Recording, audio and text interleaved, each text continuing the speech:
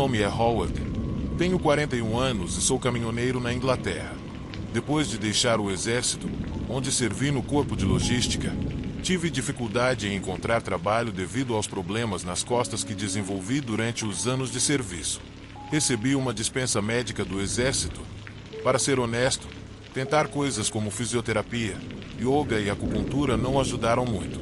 Passar horas sentado em um caminhão militar não fazia bem para minha coluna, mas esse era o trabalho que consegui na vida civil, que, para falar a verdade, parece até trapaça. A questão é que continuo tomando analgésicos fortes apenas para aguentar as longas viagens. Trabalho na minha atual empresa há pouco mais de 2 anos, e o que estou prestes a contar aconteceu há alguns meses. Certa noite, enquanto dirigia por uma estrada deserta perto de Rotherham, em South Yorkshire, vi uma jovem pedindo carona na beira da estrada. Ela estava com o polegar levantado, como é o costume, e parecia bem normal, o que, por si só, era estranho. Geralmente, há muitos caronistas no verão, mas a maioria tem uma aparência que não inspira confiança. Além disso, é raro ver uma garota pedindo carona por aqui. Geralmente são homens. Preciso dizer que foram poucas as vezes em que parei para dar carona a alguém. Já assisti a muitos filmes de terror para arriscar colocar um estranho no meu caminhão. Mas, não sei, havia algo nessa garota que me fez querer parar. Então, reduzi a velocidade e parei à sua frente, ajudando-a a subir no caminhão, já que ela era bem alta. Perguntei para onde ela estava indo, e sua resposta foi um tanto vaga. Para qualquer lugar, disse ela. Isso me deixou desconfiado. Para ser sincero, não fico muito à vontade com alguém sentado ao meu lado, especialmente alguém que poderia ser minha filha. O que eu poderia conversar com uma garota de 16 ou 17 anos? Não sou muito falante, então imaginei um longo trajeto de silêncio constrangedor. E mais, o que as pessoas pensariam ao me ver dando carona a uma jovem? Com certeza achariam que sou algum tipo de pervertido ou coisa parecida. Eu já estava reconsiderando a situação, então perguntei de novo, tentando deixar claro que não podia simplesmente largá-la em qualquer lugar. Não queria que ela permanecesse no caminhão enquanto eu procurava um lugar para passar a noite. Não estava disposto a criar problemas para mim mesmo. No fim, ela parecia não se importar muito. Disse apenas que queria escapar de onde estava. E isso me fez lembrar das minhas próprias fugas no passado. A vida é assim, não é? Às vezes, você só quer fugir de tudo, nem que seja por um tempo. E lá estava eu, dirigindo com uma garota desconhecida ao meu lado. Pouco depois, perguntei o motivo de ela estar na estrada. Ela mencionou problemas em casa e que precisava sair de lá. Perguntei se tinha brigado com os pais ou com o namorado. Do meu ponto de vista, fugir dos problemas não parecia uma atitude inteligente, mas quando mencionei um namorado, ela ficou na defensiva. Nesse momento, um carro de polícia passou por nós. Meu foco estava apenas em dirigir com segurança e seguir as leis de trânsito, mas logo ouvi sirenes atrás de mim. Ao olhar no retrovisor, vi o mesmo carro da polícia nos seguindo.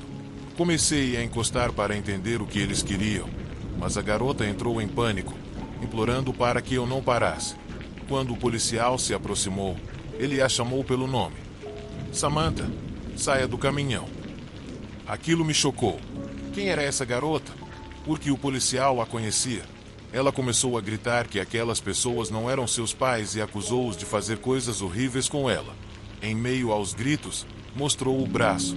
Fiquei chocado ao ver marcas de queimaduras e cortes horríveis. Ela implorava para que eu não a deixasse voltar para aquelas pessoas. Mas, antes que eu pudesse fazer algo, mais carros de polícia chegaram e a levaram à força. Enquanto ela gritava e resistia, eu tentava buscar respostas de um dos policiais, mas ele foi seco. Isso não é da sua conta. Você não deveria dar carona a jovens na estrada. Desde aquele dia, as imagens da angústia dela e das marcas no seu corpo não saem da minha cabeça. Não sei o que aconteceu com Samantha, se ela recebeu a ajuda que precisava ou se ficou presa em um ciclo de sofrimento. O que é certo é que quase fui envolvido em um drama muito maior do que poderia imaginar. Eu nunca mais vi ou ouvi falar de Samantha, mas, desde aquele dia, as imagens de sua angústia e das marcas em sua pele não me deixam em paz. Essas lembranças às vezes surgem nos momentos mais inesperados, como quando estou dirigindo sozinho por estradas desertas ou mesmo durante noites tranquilas em casa. Me pergunto se deveria ter agido de forma diferente. Será que poderia tê-la ajudado de alguma maneira? Ou será que, ao pegar a estrada com ela, eu apenas contribuí para uma situação que já era insustentável? Ainda penso nela, imaginando onde ela está agora e se conseguiu superar o que parecia ser uma vida de dor e sofrimento. Não sei se algum dia terei as respostas para essas perguntas, mas algo dentro de mim diz que não importa o quanto eu tente, jamais esquecerei Samantha e aquela noite em que nossos caminhos se cruzaram.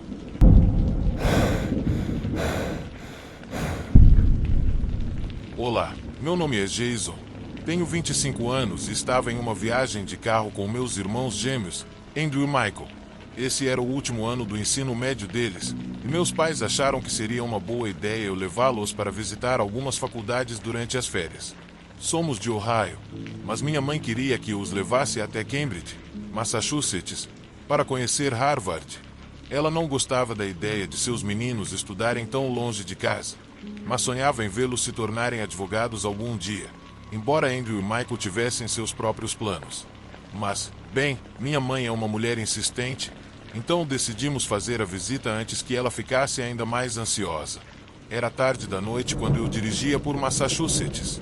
Já estava há quase 24 horas dirigindo sem parar e me sentia extremamente cansado, mas queria chegar um pouco mais cedo do que o planejado para termos mais tempo. Eu tinha reservado um quarto de hotel e acabado de programar o endereço no GPS. Enquanto isso, os gêmeos tiravam um cochilo. Em determinado momento, Michael se levantou meio sonolento no banco de trás e murmurou: "Já chegamos? Estou com fome." "Eu também", respondeu Andrew, acordando no banco do passageiro. "Ei, Jason, por que não paramos para comer algo?" sugeriu Michael. Suspirei, olhei para os dois e disse: "Tá bom, vou procurar um lugar." Concluí o trajeto até o hotel no GPS e comecei a buscar restaurantes próximos. O GPS nos levou a uma estrada chamada Route 35, em Rehoboth. A estrada era escura e deserta, mas era o caminho mais rápido para um McDonald's. Sendo honesto, eu também estava com fome. Talvez um pouco de comida me ajudasse a ficar acordado até o hotel. Continuei dirigindo pela longa e sombria estrada, lutando contra o sono. Abri a janela para deixar o ar frio entrar e me manter acordado, porque nunca me senti tão exausto na vida, mas estava determinado a pegar algo para os meus irmãos. Enquanto avançávamos pela rota indicada, Andrew perguntou: "O quem é aquele?" "Aquele quem?" Respondi, sem entender. Ele apontou para a estrada, ao lado. Foi então que vimos um homem se aproximando. Não consegui distinguir direito até que ele chegou mais perto, e eu percebi que era um homem careca, com barba, vestindo uma camisa de flanela e jeans. Ele parecia um pouco desleixado, como alguém que vive no meio do mato, perto da estrada. "Acho que ele precisa de ajuda", disse Michael. "Ou não, esse cara é esquisito." "Melhor seguirmos em frente", respondeu Andrew. "Ele parece estranho porque está tarde, Andrew, mas talvez precise de ajuda", insistiu Michael. Embora eu sentisse o mesmo que Andrew sobre o homem parecer estranho, no final decidi parar. "E aí, amigo, tá tudo bem?" perguntei ao abaixar o vidro. O homem nos encarava com um sorriso que me deu arrepios. Seus dentes eram amarelados e manchados com algo escuro. Apesar de sua aparência desagradável, tentei não julgar e esperei ele responder. Mas, em vez disso, ele continuou nos olhando com um semblante inquietante. "Jason, podemos ir?" perguntou Andrew, com a voz trêmula. "Isso tá me assustando."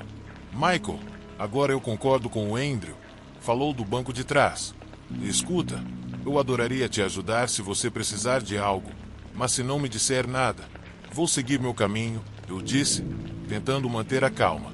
Mas, novamente, o homem continuou parado, sorrindo como se soubesse algo que não sabíamos. A tensão no ar era palpável. E eu não conseguia parar de pensar no quão estranho aquilo estava ficando. Estava decidido a não ficar ali por muito tempo. Então, o homem olhou diretamente para mim, e naquele momento senti um calafrio percorrer meu corpo. Seus olhos eram assustadores, e seu olhar parecia perfurar minha alma. Não sabia se era o cansaço me fazendo alucinar ou se algo realmente estava errado, mas Finalmente, ele falou: "Preciso de comida. Vocês podem me dar uma carona?" A voz dele era baixa, e algo naquele tom me fez estremecer. Eu olhei para o retrovisor, vendo Michael balançar a cabeça freneticamente, e depois para Andrew, que também parecia muito desconfortável.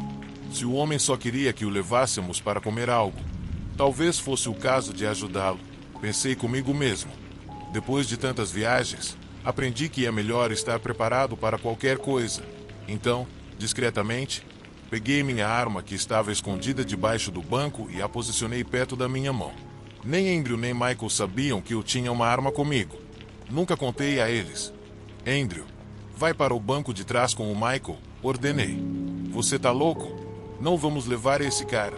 Ele protestou entre os dentes. "Segundo o GPS, estamos a 10 minutos de um McDonald's. Não acho que há problema em levá-lo para comer algo", insisti. Relutante, Andrew foi para o banco de trás ao lado de Michael, enquanto o estranho entrou no banco do passageiro. Fingi ajustar o banco, mas, na verdade, estava escondendo minha arma sob minha coxa. Eu realmente não achava que precisaria usá-la, mas é sempre melhor prevenir.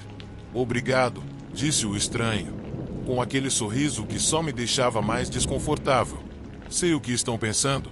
Sim, provavelmente eu deveria ter seguido em frente, mas, às vezes, as pessoas fazem coisas malucas quando estão famintas, e pão não se nega a ninguém. Convenci-me mentalmente de que estava tudo bem, mas, como precaução, mantive minha mão próxima à arma, pronta para qualquer coisa estranha. Enquanto dirigia, o estranho continuava nos observando, seus olhos negros passando de mim para os caras no banco de trás e depois voltando para mim. Em determinado momento, fiquei tão desconfortável que decidi parar o carro. Puxei a arma rapidamente e a apontei diretamente para ele. Foi um movimento rápido, e os caras gritaram no banco de trás. Eu podia perceber que estavam mais preocupados em ver a arma do que com o estranho, mas ele apenas olhou para mim com aquele mesmo olhar vazio. "Sai do carro", ordenei, destravando a arma. Mas, em vez de entrar em pânico, o homem apenas alargou o sorriso. Num instante, agarrou minha mão, fazendo meus dedos tremerem. O que aconteceu a seguir foi algo que nunca imaginei. Até hoje, isso me dá pesadelos. Sem hesitar, o homem empurrou o cano da arma para dentro da própria boca. Para nosso total horror, apertou o gatilho. O som do disparo foi brutal. Todos nós gritamos enquanto sangue e fragmentos se espalhavam pelo carro. Fiquei completamente paralisado, sem saber o que fazer, enquanto os gêmeos choravam e gritavam no banco de trás, ainda em choque com o que acabará de acontecer. Naquele momento, em pânico total, acelerei o carro pela estrada sem olhar para trás. Mas, de repente, o homem simplesmente desapareceu no ar, como se nunca tivesse estado ali. Quando percebi isso, pisei no freio com força e me virei para olhar para meus irmãos, que estavam tão chocados quanto eu. Ficamos paralisados, incapazes de dizer uma palavra. Depois de alguns segundos, acelerei novamente e dirigi direto para o hotel. Quando chegamos, estávamos em completo estado de choque. Passamos a noite sem conseguir explicar o que havia acontecido, tão aterrorizados que acabamos dormindo os três na mesma cama. No dia seguinte, voltamos para casa sem olhar para trás. Assim que cheguei, fiz algumas pesquisas e descobri que o homem que encontramos era um fantasma. Ele era conhecido como o Careca da Route 35, sempre aparecendo naquele trecho de estrada com um sorriso assustador para os carros que passavam. Nunca esquecerei aquela noite, e a sensação de terror que experimentei é algo que jamais senti novamente, felizmente. É incrível como a realidade pode ser mais estranha do que qualquer lenda.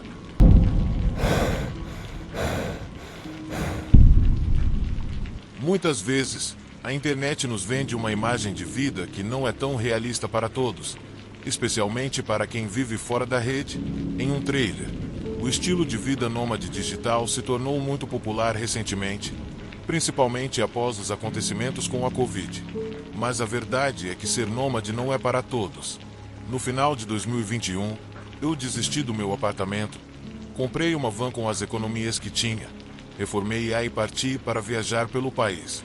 Essa ideia surgiu depois que vi algumas pessoas fazendo isso no YouTube durante a quarentena.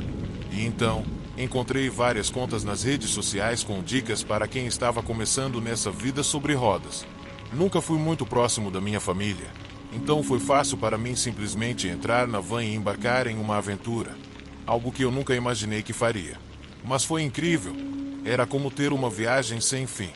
No início, eu não planejava gravar nada ou postar minhas experiências no YouTube, porque sou bastante reservado. Decidi explorar um pouco primeiro e só depois comecei a me aventurar por todos os Estados Unidos. Com o passar dos meses, aprendi o que funcionava e o que não funcionava nesse estilo de vida.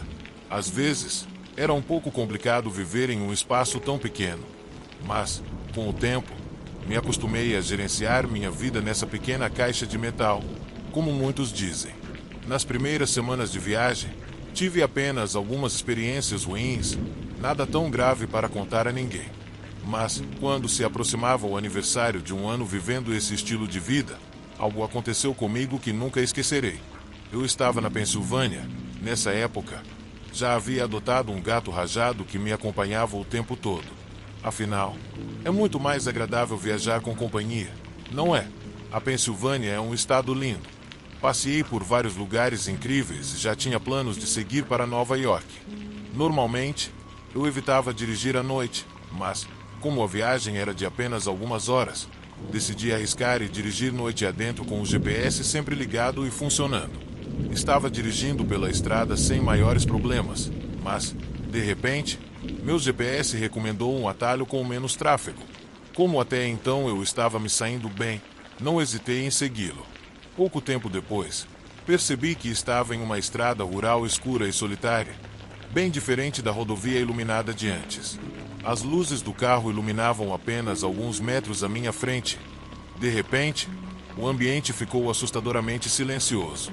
As sombras das árvores pareciam se mover conforme eu dirigia, e comecei a sentir um leve nó no estômago. Estava completamente sozinho, com apenas meu gato como companhia. Naquele momento, lembrei de todas as histórias assustadoras que já tinha ouvido sobre estradas isoladas e decidi ficar em alerta. Continuei dirigindo, tentando ignorar a sensação estranha de que algo não estava certo nessa nova estrada. Mas não tinha como voltar atrás. Já tinha ido longe demais e estava prestes a ficar sem combustível. O GPS continuava indicando que eu deveria seguir em frente. No entanto, a cada quilômetro percorrido, a sensação de desconforto aumentava. Não havia mais carros ou luzes ao redor, apenas longas faixas escuras de fazendas e árvores. De vez em quando, eu via uma casa isolada, mas, naquela altura, já havia passado tanto tempo sozinho na van que não me assustava facilmente. Mantive o ritmo, mas, aos poucos, o desconforto foi crescendo em mim. Comecei a pensar que talvez estivesse perdido.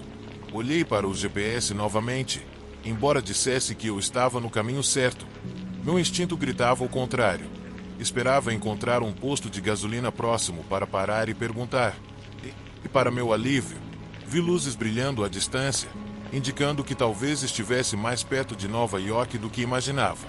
Mas, justo quando comecei a me sentir um pouco mais calmo, ouvi um som alto, como se tivesse passado por cima de um galho, ou, pior, de um osso quebrando. Não parei, mas, à medida que continuava, o som de algo sendo esmagado sob os pneus ficou mais intenso. Minha mente começou a imaginar cenários aterrorizantes sobre um possível pneu furado. Você consegue imaginar? Decidi olhar para fora. Ao abrir a porta, senti um baque sob meus pés, o que me deixou ainda mais nervoso.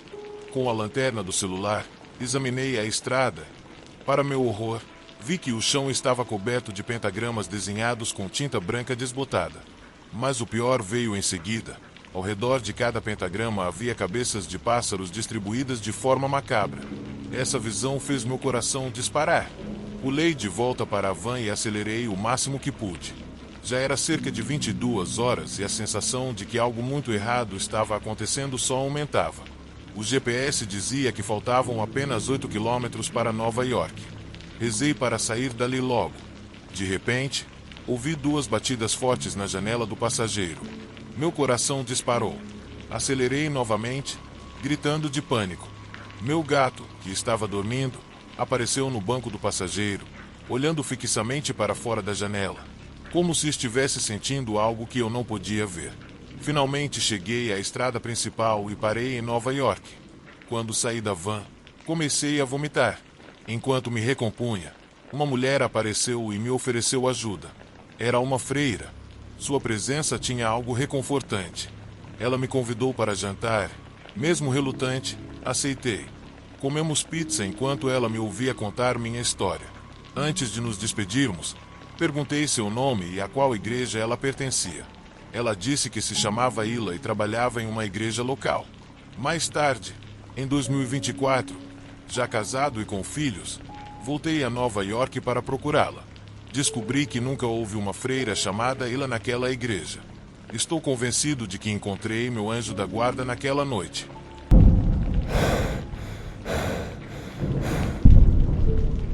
Eu vou te contar que uma coisa estranha aconteceu comigo há alguns dias, quando estava voltando para casa depois de um dia de trabalho que parecia não ter fim.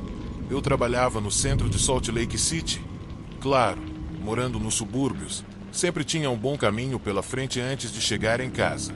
Para completar, meu chefe, que não tinha muita sensibilidade, decidiu me escalar para fechar o expediente durante toda a semana, justamente quando eu deveria estar de férias, e não teve nenhum pingo de simpatia quando me disse que a empresa precisava mais da minha ajuda. Eu deveria ter ido viajar, mas aqui estava eu, preso no trabalho por mais tempo do que esperava. E não posso dizer que isso tenha me colocado de bom humor. Era por volta das 7 ou 8 da noite e eu ainda tinha cerca de 1 hora até chegar em casa. Já estava cansado, então decidi pegar um caminho alternativo, que aparentemente seria um pouco mais curto, cerca de 45 minutos, em comparação com a rota habitual.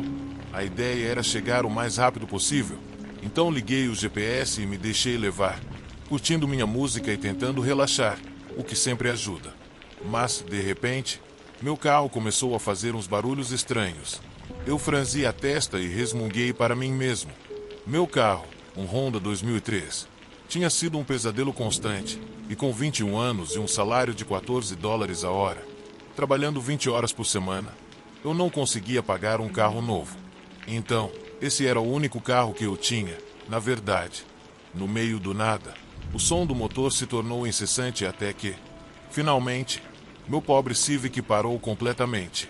Como se James Van tivesse dirigido esse momento, me vi em uma estrada deserta, no meio da noite.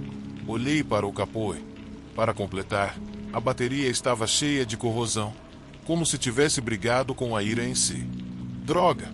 Agora eu sabia que teria que chamar o guincho, o que não seria fácil, considerando o quanto eu estava distante da cidade. Liguei para claro, me disseram que poderia demorar um pouco para enviar alguém, devido à distância. Ótimo. Só o que me faltava. Agora, eu teria que ficar preso no meio do nada por sei lá quanto tempo. Então, lá estava eu, mordendo o lábio e esperando dentro do carro, me sentindo cada vez mais sozinho naquela estrada escura.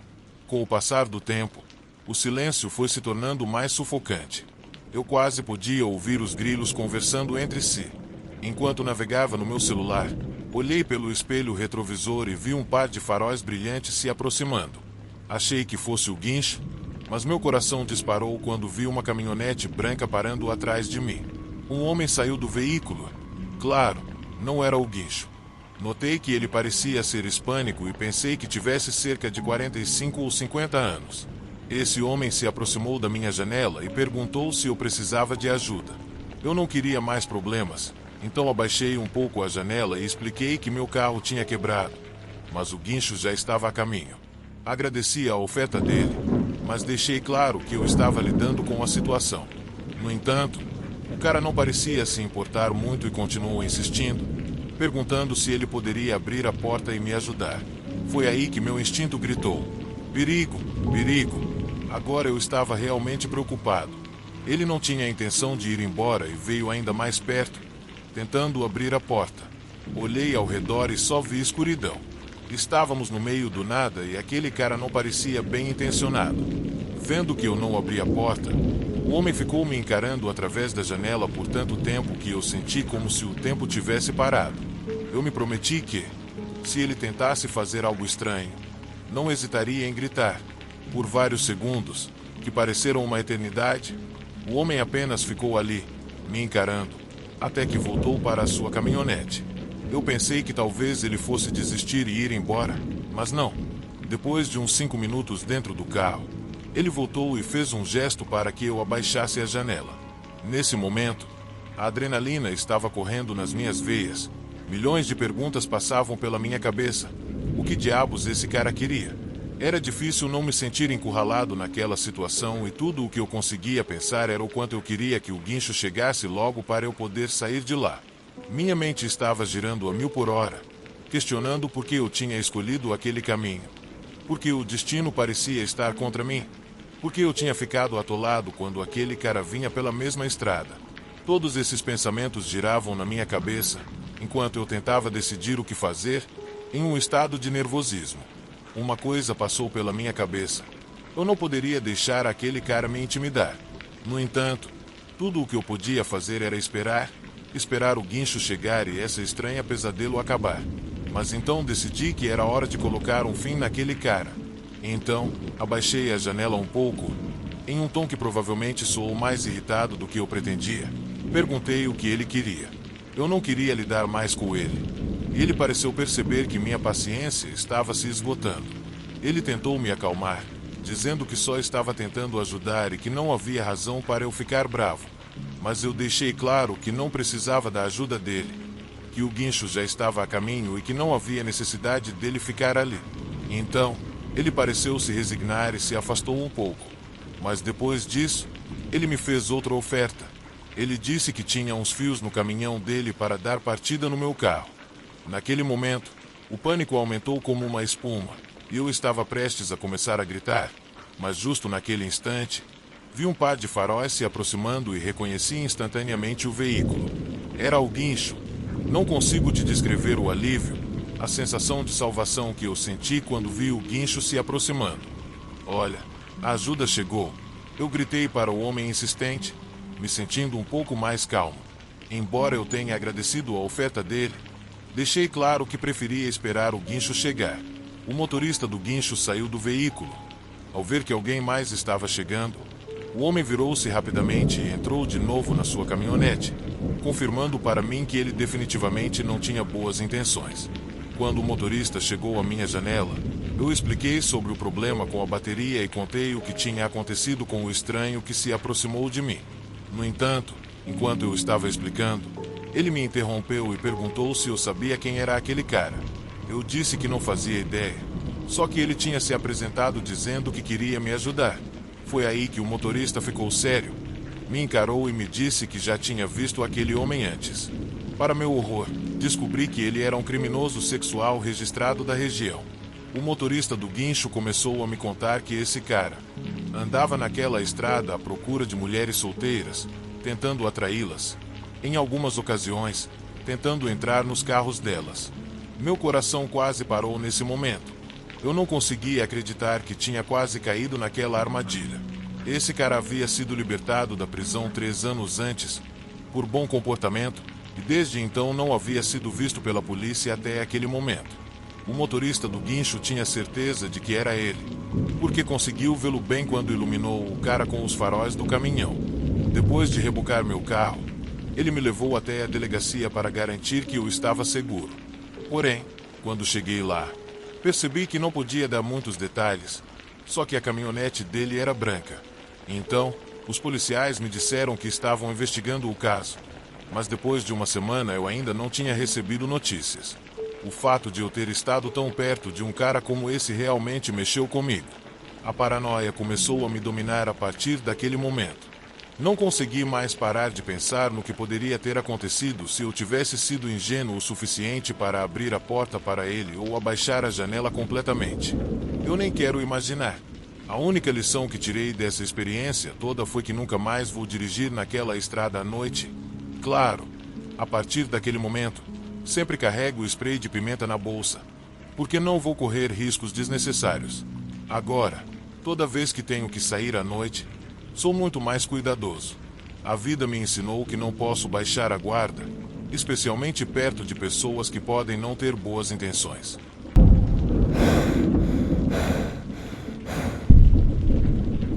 Lembro daquele programa Ice Road Truckers. Eu adorava. Sempre ficava impressionado em ver aqueles motoristas manobrando seus enormes caminhões sobre lagos congelados e estradas geladas. A verdade é que nunca precisei dirigir em cenários tão perigosos, mas não consigo deixar de pensar que dirigir numa estrada congelada é como estar em uma armadilha mortal para qualquer caminhoneiro. Basta um pequeno deslize e você pode se meter numa encrenca séria ou, pior, colocar a sua vida ou a de outra pessoa em risco. Dirigir no inverno pode ser realmente assustador em alguns lugares. É um desafio constante. E eu nunca vou esquecer de uma vez em que fiquei a um passo de perder minha vida em uma estrada que eu conhecia bem. Naquela época, eu trabalhava como caminhoneiro para uma empresa local, o que significava que eu dirigia entre o centro de distribuição e as lojas da região.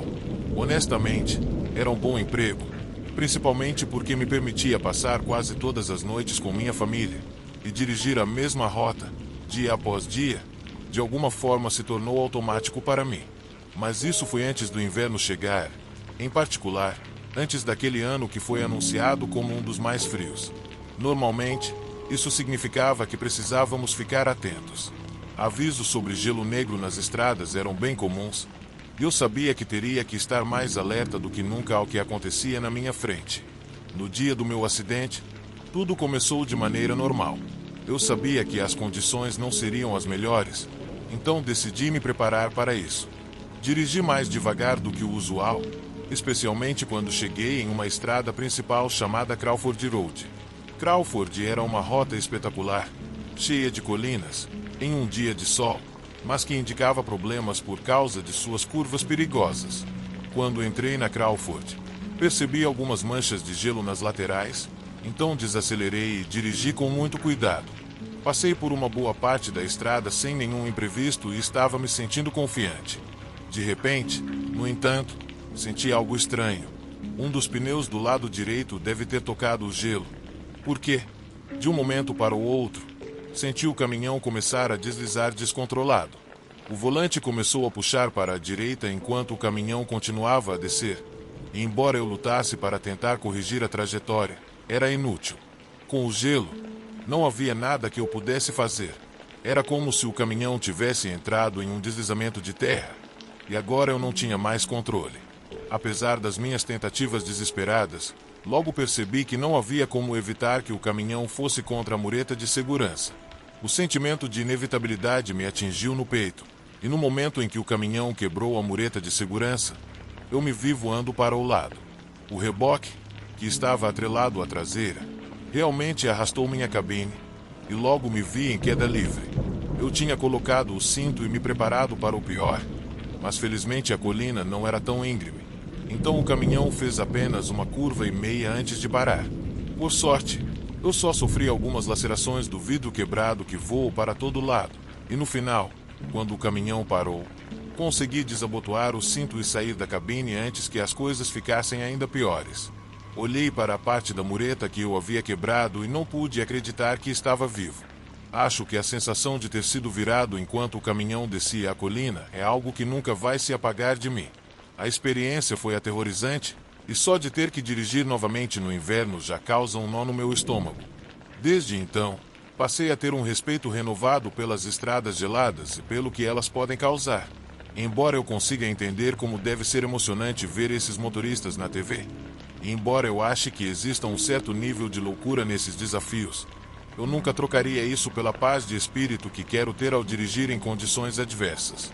Aprendi que cautela e preparação são essenciais, e que nunca se pode subestimar o poder do clima ruim. Afinal, na estrada, todo dia é um novo desafio e a segurança sempre deve ser a prioridade. Então aqui estou eu, lembrando daquela experiência aterrorizante nas estradas geladas, me sentindo grato por cada dia que consigo voltar para casa, para minha família.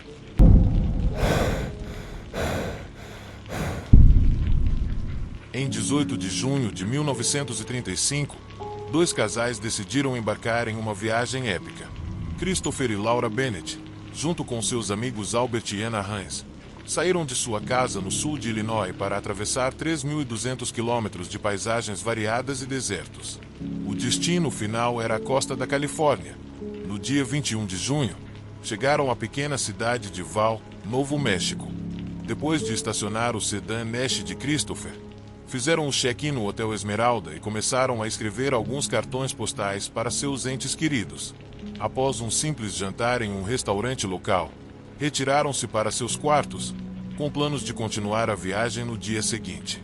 Na manhã seguinte, os cartões postais refletiam que estavam em bom espírito, animados e que nada de incomum havia acontecido durante a jornada.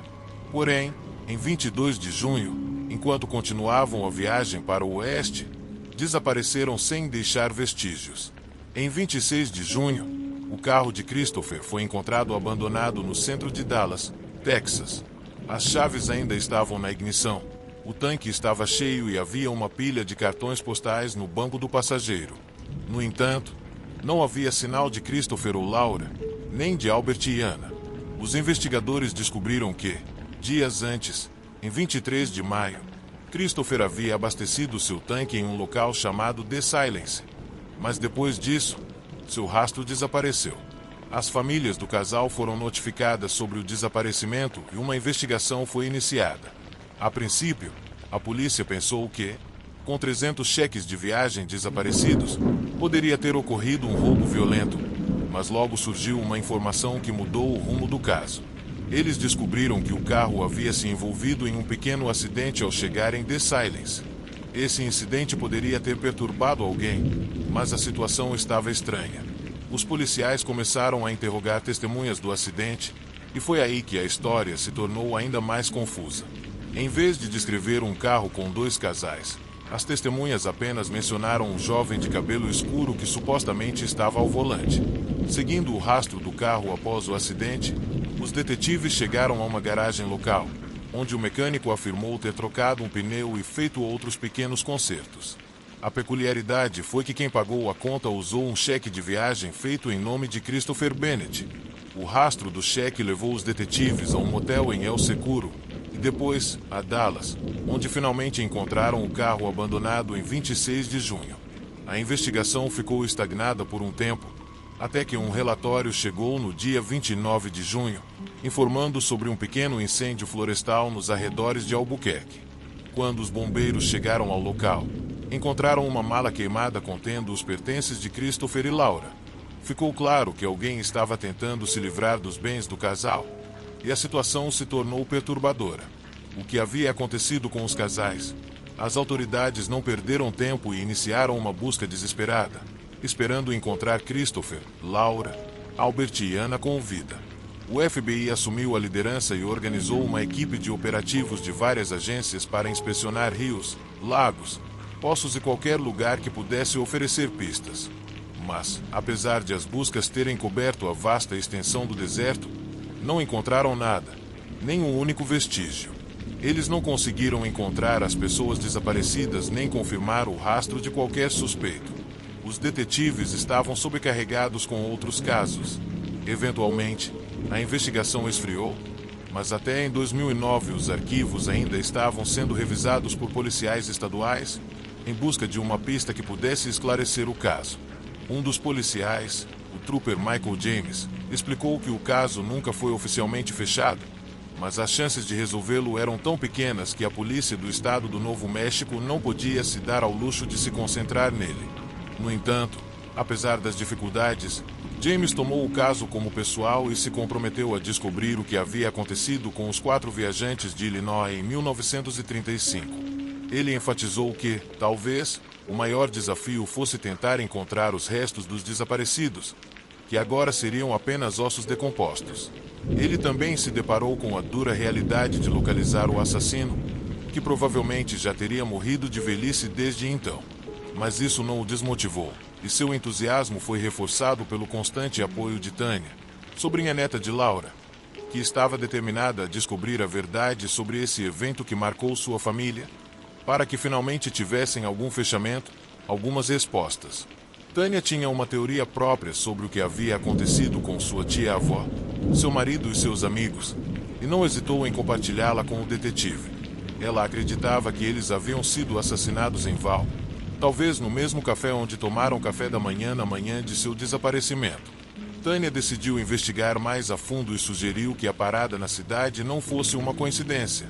O motivo por trás da visita era que os Bennetts queriam ver um velho amigo que morava ali, mas nunca se soube se esse encontro realmente aconteceu. O mais perturbador de tudo é que, em 1963, um detetive particular chamado Duke recebeu uma carta de uma mulher que afirmava ter testemunhado os assassinatos. Segundo seu relato, ela viu os dois casais sendo levados para o porão de um café e depois soube que haviam sido roubados, assassinados e enterrados em concreto fresco. Isso levou Bárbara a sugerir que a investigação fosse direcionada às lajes de concreto ao redor do antigo Hotel Duval. No entanto, o agente James tinha sua própria opinião sobre o assunto. Após revisar uma montanha de relatórios no arquivo da Polícia Estadual, ele começou a se concentrar em detalhes que sugeriam que talvez a solução fosse encontrada em outro lugar. À medida que desvendava o quebra-cabeça, ele percebeu que cada pista poderia ou abrir uma nova porta ou fechá-la na sua cara. A interseção de antigas histórias, possíveis testemunhas e teorias formavam uma realidade que ainda parecia mais com um sonho arrancado das páginas de um livro de mistério. James estava trabalhando arduamente em uma linha do tempo dos acontecimentos e nas entrevistas, e o trabalho dele era verdadeiramente impressionante. Segundo ele, há alguns cartões postais que o convenceram de que o casal deixou Val na manhã de 22 de maio, com planos de dirigir até Albuquerque, passando por Santa Fé. Um dos cartões postais foi postado em 22 de junho, para Albuquerque, e um funcionário do Sturgis Hotel naquela cidade contou aos investigadores que os casais estiveram no hotel naquela mesma tarde, perguntando sobre quartos disponíveis. Então, o detetive James acreditava que eles haviam alugado um dos pequenos quartos para tomar um banho, com a intenção de seguir para Gallup antes de escurecer. Mas, pouco depois de deixar Val, podem ter tido um encontro infeliz com o misterioso assassino. Eles provavelmente subestimaram a distância até Albuquerque e acabaram dirigindo quando já estava escuro, o que complicava bastante a localização deles. James estava convencido de que foi nesse ponto que se tornaram vulneráveis a um predador que talvez estivesse à espreita, e o pior de tudo é que confiaram em alguém que os traiu brutalmente. Embora houvesse algumas testemunhas, a polícia não conseguiu identificar o homem que levou o carro de Christopher Bennett, o mesmo homem que ainda está desaparecido quase 90 anos depois dos fatos. Além disso, mesmo que conseguissem identificar essa pessoa, ela provavelmente não estaria mais em posição de responder a perguntas sobre o que aconteceu em 1935. Muito provavelmente, não haveria mais evidências forenses sobreviventes. A verdade sobre o que aconteceu com Christopher, Laura e seus amigos Albert e Anna pode nunca ser esclarecida. É realmente perturbador como 4 pessoas saudáveis e normais simplesmente desapareceram um dia, sem deixar vestígios. Isso me faz lembrar de um verão, na casa dos meus 20 anos, quando meu melhor amigo e eu nos jogamos em uma fase de viagens de carro. Todo fim de semana, dávamos uma escapada, e uma vez decidimos que iríamos para São Francisco, com algumas paradas ao longo do caminho. No primeiro dia, começamos a aventura e dirigimos pela I-70, no Colorado. Por volta das 20 horas, chegamos à linha do estado e paramos em um posto de gasolina. Enquanto eu estava abastecendo, notei 2 garotas da nossa idade também abastecendo o carro ao nosso lado. Isso me fez pensar que elas também poderiam estar em uma viagem como a nossa, mas logo atrás delas, um cara estava agindo de forma suspeita, olhando estranho, como se estivesse esperando por algo, e o clima começou a ficar desconfortável. Depois de pagar e voltar o olhar para as garotas, que agora estavam entrando no carro, foi quando senti um arrepio, porque imediatamente o homem estranho entrou no carro dele e seguiu atrás delas. Pode ser apenas uma coincidência, mas não consegui deixar de pensar no que aconteceu com aqueles casais que desapareceram sem deixar rastros, quando tudo o que queriam era apenas alguns dias de diversão e aventura. Isso me fez refletir sobre como parece fácil se tornar uma vítima de alguma força maligna nesse mundo. A ideia de que o perigo pode estar escondido atrás de um rosto amigável ou em qualquer lugar comum se tornou bastante real para mim enquanto continuávamos nossa jornada.